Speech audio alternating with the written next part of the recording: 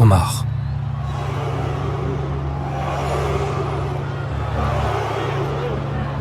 Pas un frisson de révolte chez ces hommes, pensa Omar en accompagnant les deux ministres vers la cage octogonale.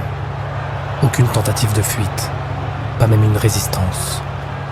Ils se laissèrent traîner vers une mort quasi certaine avec une résignation presque insultante. Peut-être ne comprenaient-ils pas encore. Peut-être croyaient-ils pouvoir s'en sortir. Après tout, ils n'étaient pas n'importe qui. Des figures majeures de l'histoire.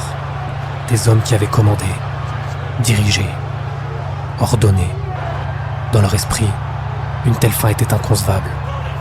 Cette sérénité qu'ils croyaient voir en eux exaspérait Omar.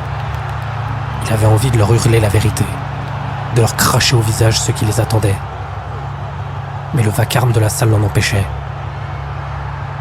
Il accéléra, bousculant les ministres, pour laisser sa rage s'exprimer. Il brûlait d'impatience. La foule aussi. Crier ne suffisait plus. Il fallait toucher, cracher, jeter. Tout pour faire partie de ce grand moment. Omar avait reçu du soda, des restes de repas, et quelques coups aussi.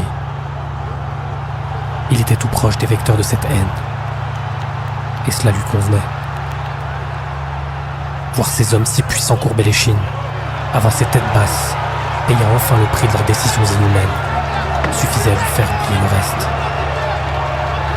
Ce soir, la haine rassemblait. Ils arrivèrent devant l'arène, et une nouvelle clameur explosa, portée par une onde de rage et d'excitation. La cage s'ouvrit dans un grincement sinistre, et les deux hommes furent projetés à l'intérieur. Omar resta avec eux, en tant qu'arbitre et spectateur privilégié de leur déchéance. Il n'avait aucune intention d'intervenir en cas de dérapage. Au contraire, il encouragerait volontiers la violence si les combattants n'y mettaient pas assez d'envie. Mes chers frères, mes chères sœurs, une voix s'éleva dans les haut-parleurs, imposant le silence à l'assemblée. Omar fit signe aux deux hommes d'écouter attentivement. Il ne put retenir un rictus. Il savait exactement ce que le général allait dire. Celui qui avait mené la révolution, qui les avait réunis et permis la fin de cette guerre interminable. La guerre, que nous a-t-elle apporté ? Le silence tomba aussitôt. L'arène entière semblait retenir son souffle. Des générations d'hommes et de femmes décimés, des milliers de milliards dilapidés pour alimenter la machine de mort. Des terres souillées par le sang et les cendres. Le général marqua une pause, balayant la foule du regard.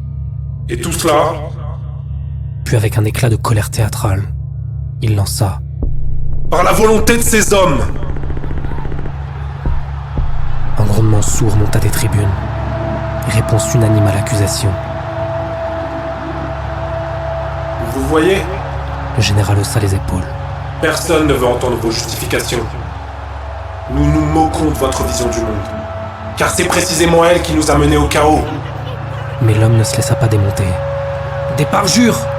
Vous vous prenez pour des juges, mais vous n'êtes que des lâches. Omar sentit son sang bouillir. Des lâches ! Des lâches ! Mes camarades sont morts pour vos guerres stupides. Des innocents sont tombés à cause de vos décisions. L'homme ouvrit la bouche pour répondre, mais Omar n'en pouvait plus. Il craqua. Il l'attrapa brutalement par les épaules et le secoua. Comment osez-vous parler de lâcheté ? Vous nous avez envoyés mourir comme du bétail. Vous avez regardé nos corps brûler sous les tirs d'artillerie. Vous avez fauché tant de vies. Et vous osez encore vous poser en victime ? Il le repoussa violemment. Le souffle court. L'homme ne répondit pas. Il baissa les yeux. Mais Omar savait qu'il n'avait pas honte. Il ne comprenait tout simplement pas. Comment pouvait-il être aussi aveugle ? La clameur de la foule reprit. Impatiente. Le combat devait commencer.